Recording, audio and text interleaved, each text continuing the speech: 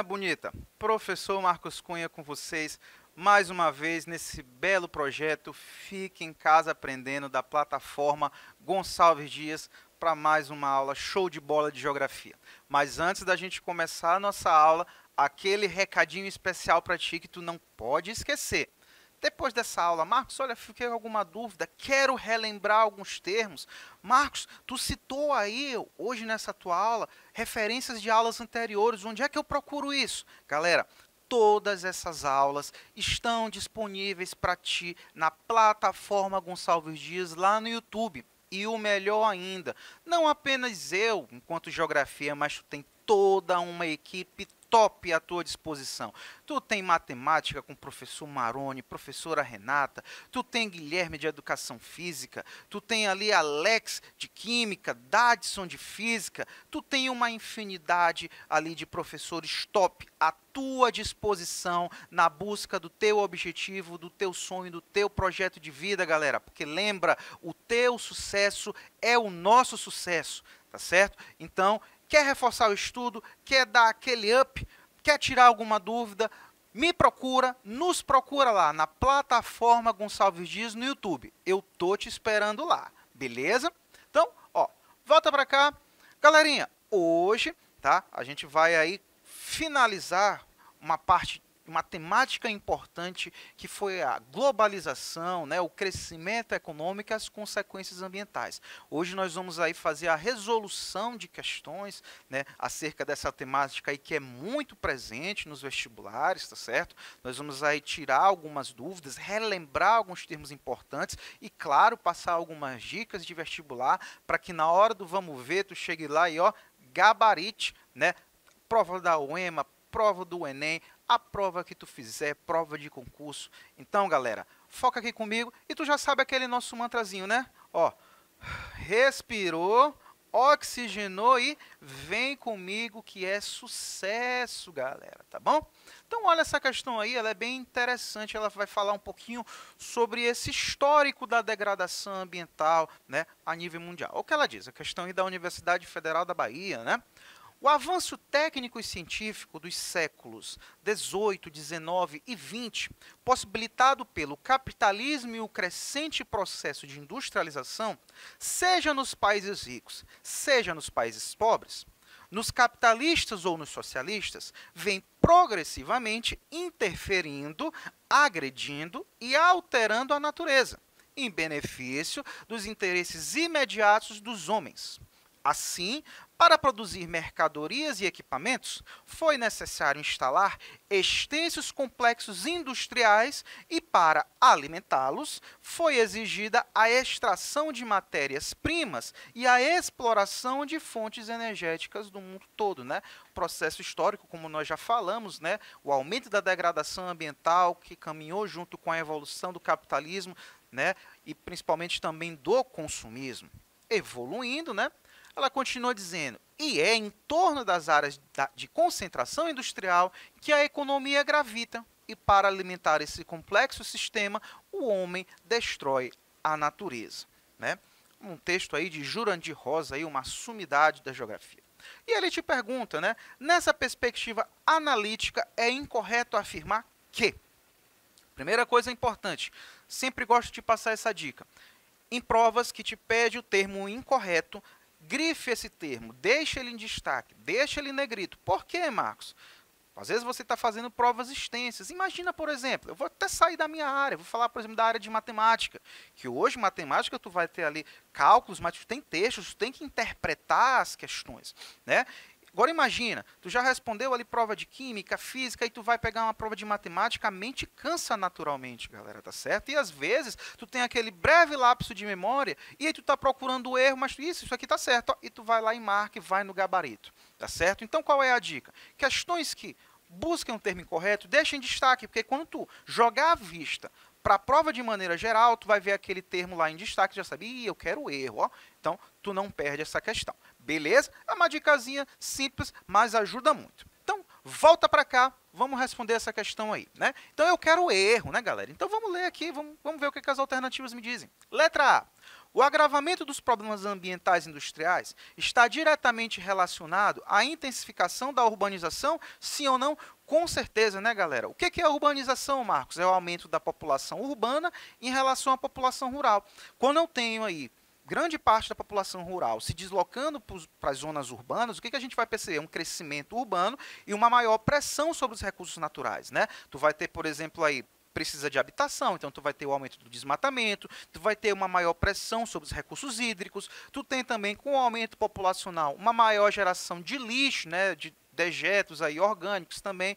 E a gente já falou, as primeiras cidades aí quando surgiram, elas não tinham uma estrutura de saneamento básico, elas passaram por uma série de consequências negativas, como por exemplo, aumento de doenças e também da mortalidade, tá certo? E por consequência, problemas ambientais. Então, de fato, tá certo, né?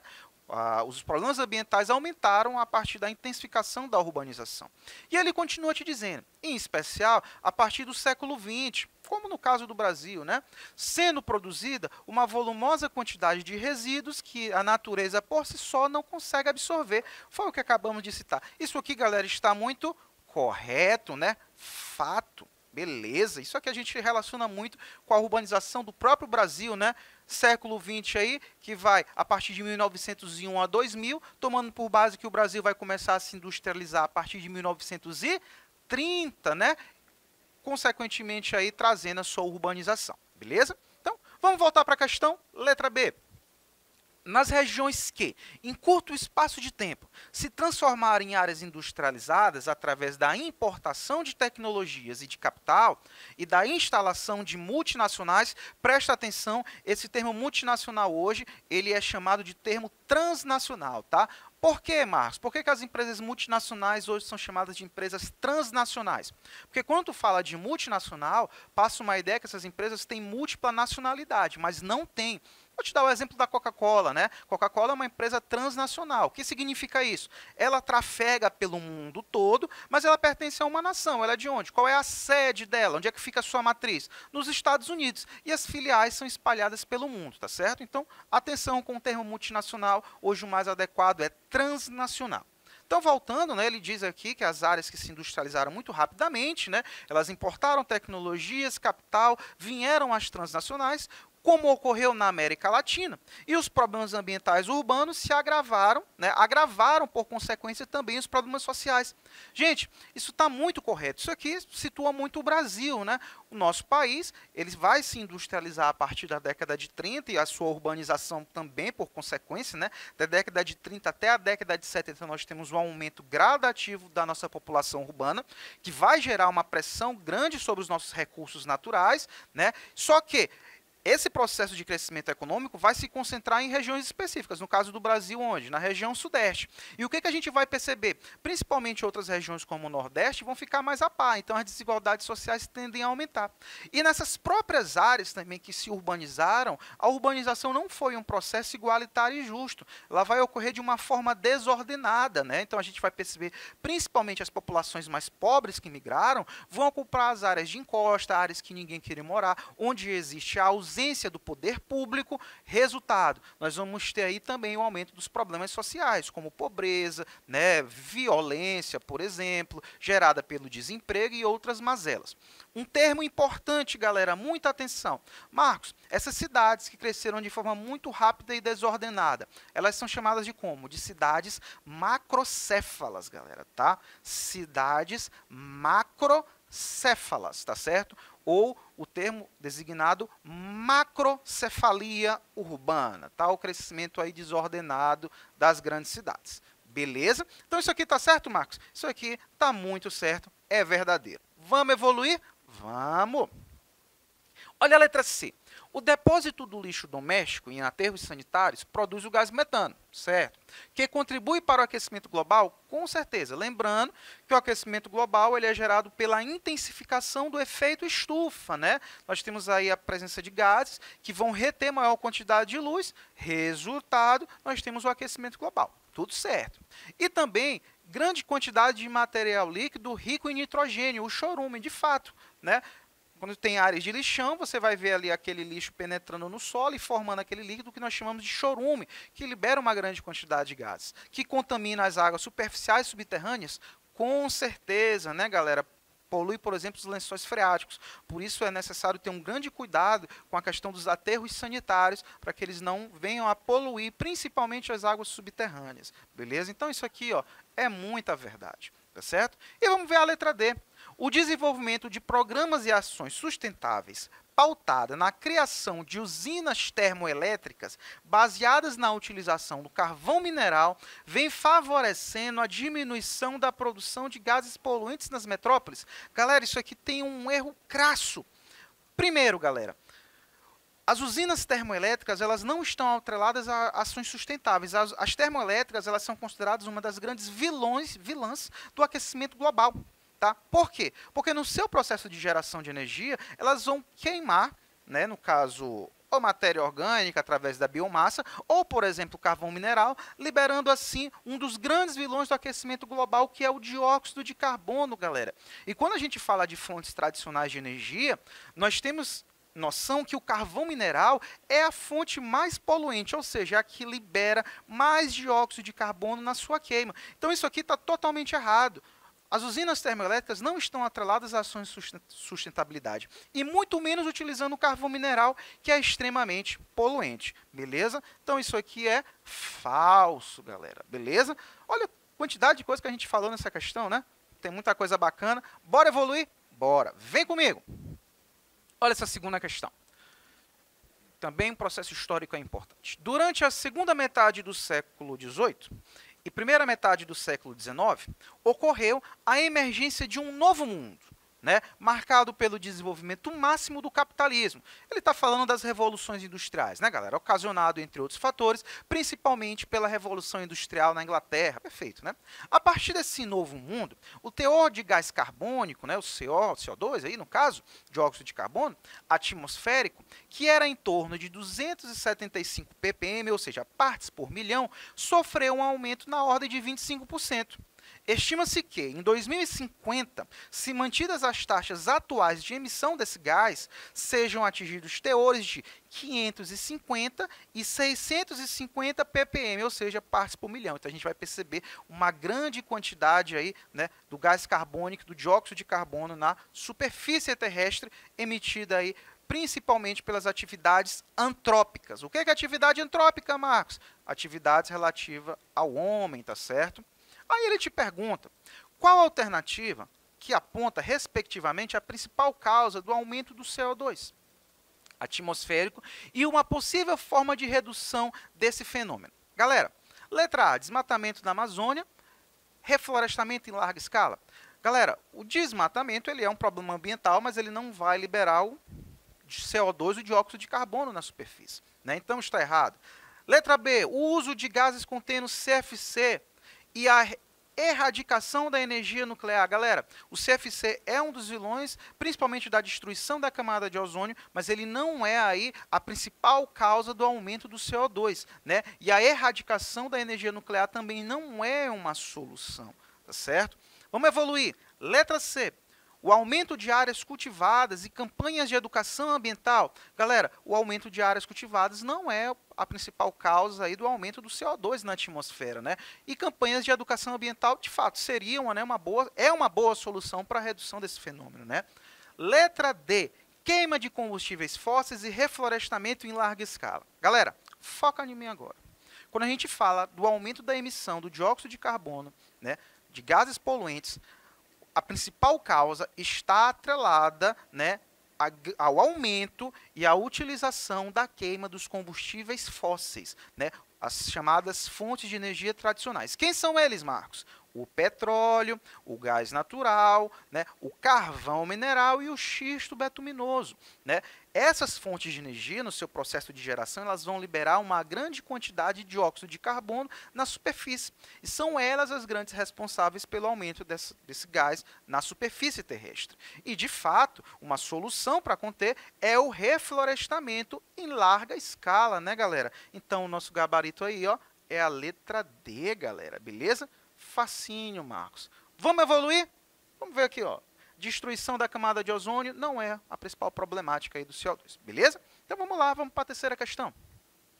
Olha o que ela te diz. As mudanças climáticas são um dos principais problemas ambientais do mundo. que tem afetado grande parte da população de pessoas, de animais e de plantas. Beleza.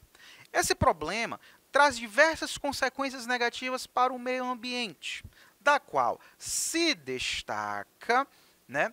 Então, galera, estamos falando aí das mudanças climáticas em nível global, nós estamos falando aí do famoso aquecimento global, que é o aumento da temperatura do nosso planeta, né, galera, gerado pela intensificação do efeito estufa, né, galera? E aí vamos ver quais são as consequências negativas para o meio. Nós temos aí o aumento, né? Nós temos o aumento da temperatura do globo terrestre, sim ou não? Sim ou não? Sim ou não? Tu já sabe. De fato, né, galera, a principal problemática aí relativa a essa emissão de gases poluentes, a intensificação do efeito estufa, é o aumento da temperatura do nosso planeta, que é chamado de aquecimento global, né, galera? Temática que a gente discutiu bastante, tá certo? Então, bora evoluir? Bora! Respira. Olha essa questão, ela te traz aqui algumas questões muito importantes e desmistifica alguns fatos. O aquecimento global e o efeito estufa são fenômenos que se relacionam. Beleza. Sobre isso é correto afirmar que, antes da gente partir para as alternativas, vamos lembrar. O aquecimento global ele é uma consequência da intensificação do efeito estufa. Tá? Agora, presta atenção. O efeito estufa ele é um fenômeno natural. Qual é a pegadinha na tua prova? Dizer que o efeito estufa é um problema ambiental. Não é, galera. O efeito estufa é um fenômeno natural da atmosfera. É o efeito estufa que é responsável por manter a temperatura do nosso planeta. Como é que ele vai funcionar, Marcos? Muito simples, galera. O Sol ele vai emitir a luz, né? Essa luz vai entrar em contato com a nossa superfície, ela vai ser refletida. Parte dessa luz é refletida e vai embora, só que parte dela fica retida aqui na nossa superfície, né? E é essa luz retida que vai fazer com que a nossa temperatura se mantenha aí constante. O que gera a intensificação desse efeito estufa, Marcos? A emissão de gases poluentes, galera, faz com que esta camada fique mais densa. Resultado, uma maior quantidade de luz é emitida, a luz é emitida, só que uma maior quantidade de luz fica retida na superfície. E aí, quanto mais luz eu tenho, mais calor, consequentemente, eu vou ter. E isso gera o que nós conhecemos como aquecimento global, galera, tá certo? Então já sabemos, né, que o aquecimento global, ele é aí uma consequência do efeito estufa. Então vamos ver aqui, ó. Letra A. O efeito estufa e o aquecimento global são dois fenômenos ambientais relacionados com a retenção de calor do núcleo terrestre. Não tem nada a ver com o núcleo, não é calor interno. Então isso aqui está errado. Letra B. O efeito estufa é um fenômeno natural. É um fenômeno natural? É sim. Decorrente dos movimentos de rotação e translação da Terra? Não, galera. É um fenômeno natural decorrente aí, né, da nossa atmosfera que retém parte dessa luz. Lembrando, tá? Marcos, o que é o movimento de rotação? É o movimento que a Terra faz em torno do seu próprio eixo, né? Que dura aí 24 horas e tem por responsabilidade a geração dos dias e das noites. E o que é a translação? É o movimento que a Terra faz em torno do Sol, né, que dura aí 365 dias e é responsável, por exemplo, pela geração das estações do ano, né? Movimento de translação atrelado à inclinação do nosso planeta. Então, está errado. Letra C. Os principais gases do efeito estufa que dificultam a dispersão da radiação solar e provocam a maior retenção do calor são o hélio e o radônio? Não, galera. É o quê? É o dióxido de carbono, né? É o metano, por exemplo. Então isso aqui tá falso, né? Bora evoluir? O aquecimento global é o resultado da intensificação do efeito estufa e consiste no aumento das temperaturas médias do planeta e das águas dos oceanos. É ou não é, galera?